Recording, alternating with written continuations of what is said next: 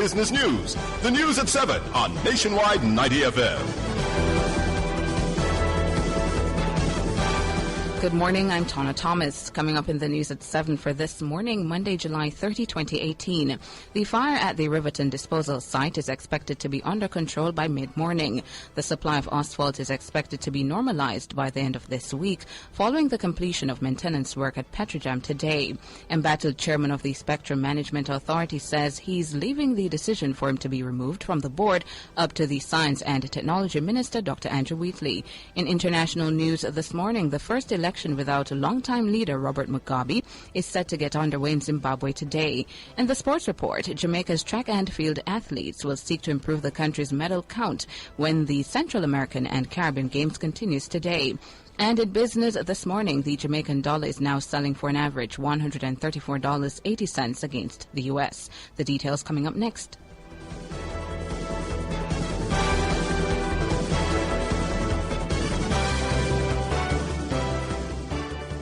The news at 7 is brought to you by Alcor Windows and Doors. Quality you can see.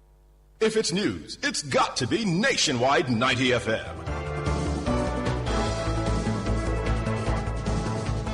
And now to the details. Board Chairman at the National Solid Waste Management Authority, NSWMA, Dennis Chung, says the fire at the Riverton disposal site should be under control by mid-morning. The York Fire Station and crew from the NSWMA have been at the disposal site since yesterday, treating with the fire believed to have been started by arsonists. As of about 6:15 a.m., we have about 85 to 90% of the affected area that were covered. We estimate that by mid-morning today, we should have everything fully under control, fire and also the smoke. As I had indicated before, it's just about 3 acres that is open at the landfill, so it's not difficult to get a fire under control.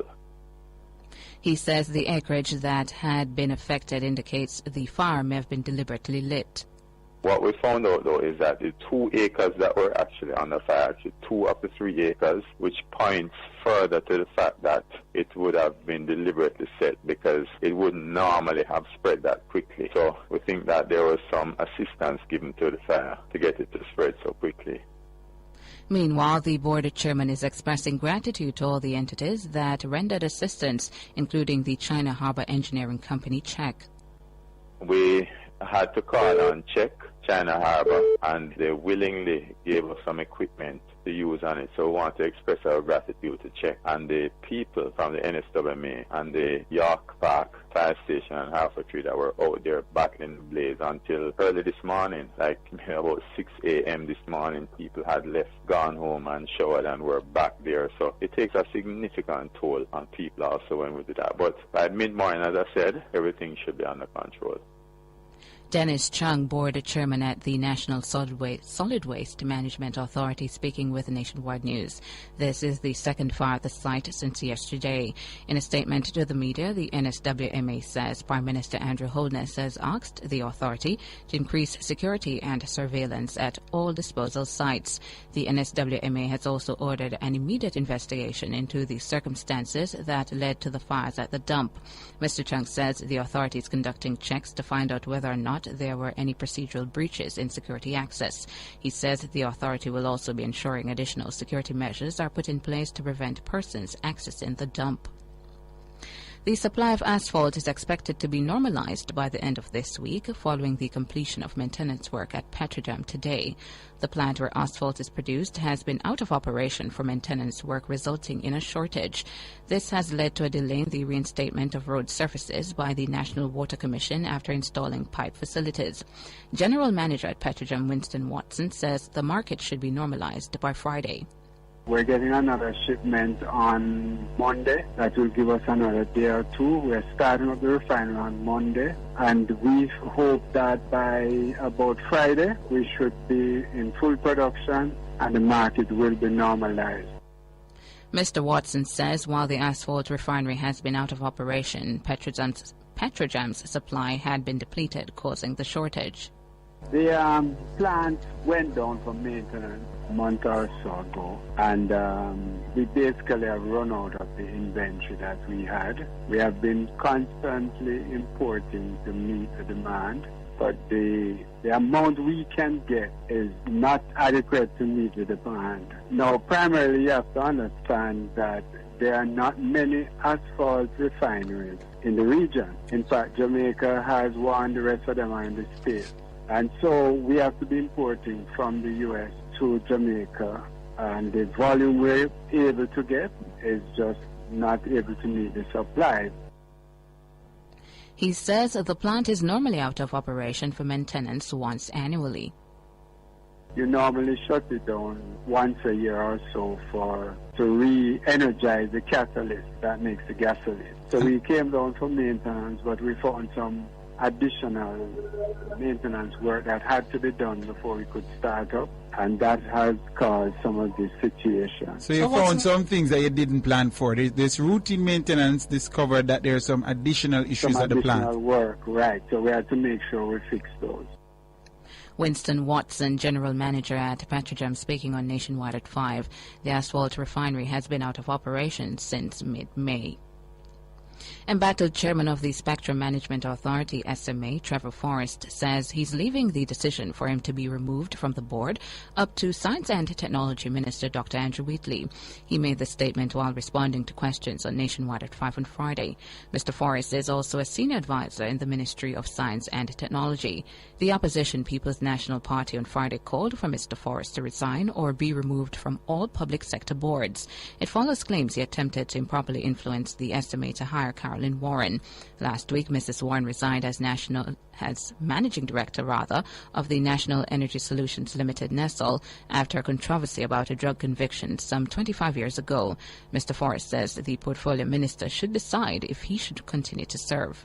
As it relates to the boards that I serve on, I serve at the pleasure of the minister. So if it is that the minister requests same, then I'll take that action. In my view, that is where that has to come from. Outside of that, the calls that are being made, I don't see them as being in keeping with what has occurred.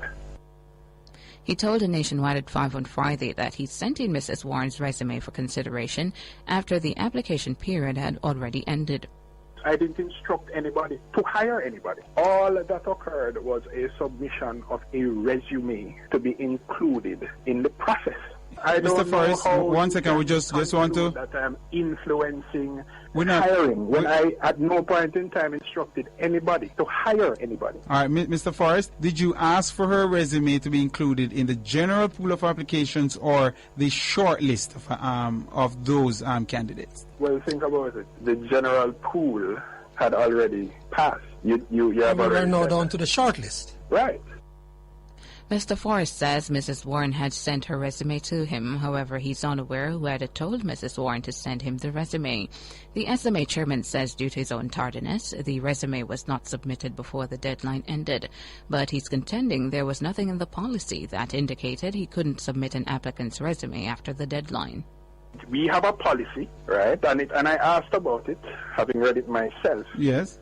I asked that when Mr. McBean, the then MD, had his reservations about it, I said, well, point out in the policy where that would be a problem. And he sent me the policy, which I had already read, and highlighted the sections that, in his view, prevented that. And that is where I responded that there is nothing in the policy, as highlighted by him, that, in my view, precluded that kind of request. Trevor Forrest, chairman of the Spectrum Management Authority, speaking on Nationwide at 5 with Tyrone Reid and Franklin McKnight. Former Managing Director of the National Energy Solutions (NESL), Caroline Warren, says she's absolutely devastated following the revelation Friday that she had been in trouble with the law more than once. Mrs. Warren resigned as Managing Director of NESL last week after a controversy about a drug conviction some 25 years ago. However, when her 25-year-old drug offense was revealed, Mrs. Warren had denied having any other criminal convictions. I cannot explain to you how this feels. My whole life is an open book now. Everybody has things in their closet. Mine has just come out and come out in the wrong way. And everything is now different I don't even know how to say, Franklin. I'm absolutely devastated. Mrs. Warren, in answering questions from Tyrone Reed and on Nationwide at 5 on Friday, says she was arrested 3 times. This was between 1993 and 1995. So how many times were you arrested is what I'm asking. Okay, I was arrested 3 times. 3 times, and then I want you to tell me what were those 3 things. The simple larceny, because we dealt with one. Simple larceny. So once for simple larceny and twice on drug trafficking offenses. Right. Carolyn Warren, former managing director of the National Energy Solutions NESOL, speaking on Nationwide at 5 with Tyrone Reed and Franklin McKnight. Mrs. Warren was arrested twice in 1995 on drug offences. However, she was given a non-custodial sentence in both cases. She says in one of the cases she was set up. And in international news this morning, voters in Zimbabwe are going to the polls in the country's first election without the involvement of longtime leader Robert Mugabe. The country's founding leader, Mr. Mugabe, was ousted last year after almost 4 decades in power.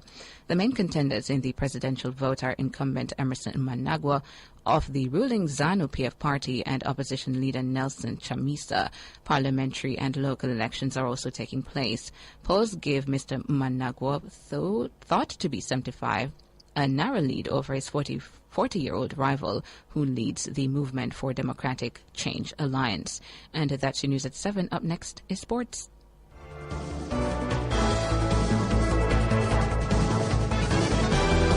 The news at 7 was brought to you by Alcor Windows and Doors. Quality you can see.